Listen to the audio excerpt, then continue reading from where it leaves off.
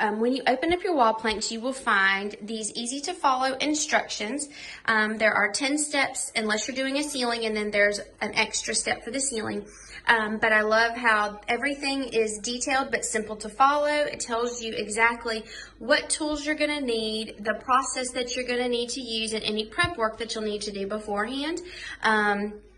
So this makes it super easy to follow. The only additional step that you need to do for the ceiling is you need to use some 18 gauge finished nails on the planks about every 16 inches to allow extra adhesion and durability, because obviously gravity might try to pull something down. So these have been super easy to install and cut, and you can cut them either with a I'm just using my laser miter chop saw.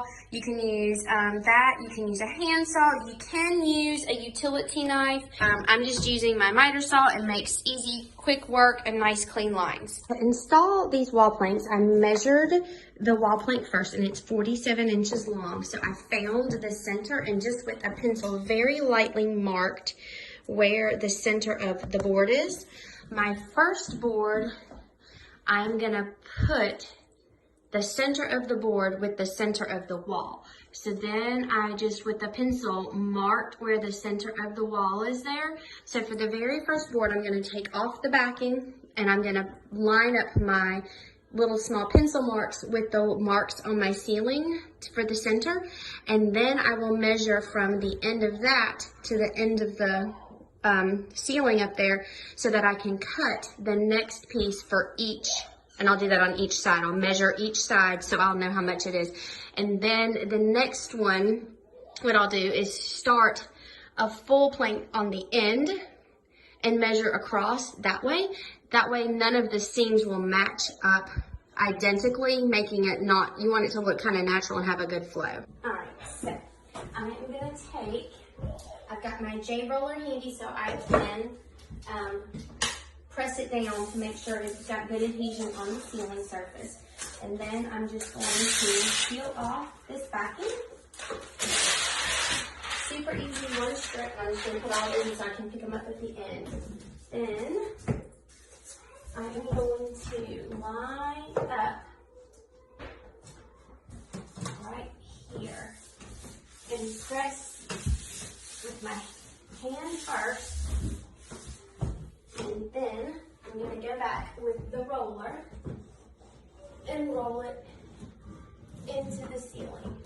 As you're installing the planks, you'll notice that they have, one side has like a tongue and the other side has a groove on the back side. So I made sure that the tongue part was all facing out when I installed the first row. And so the second row, I will put the groove side where the groove is on the back, and I will pop it into the top.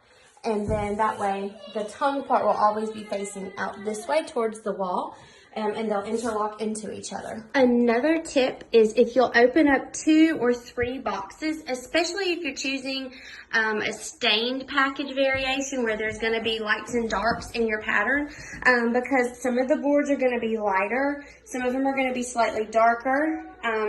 So there's going to be variations in the boards, and if you separate them out, then when you're putting them up on your ceiling, you can kind of pick a light one and a dark one. That way you're not having all big sections of one particular color.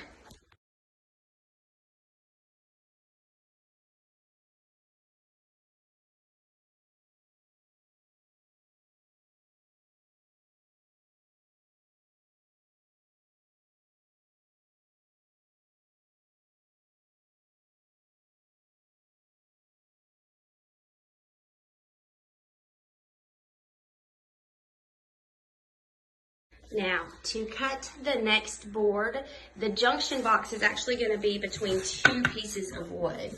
So we'll pretend these are 2 full pieces.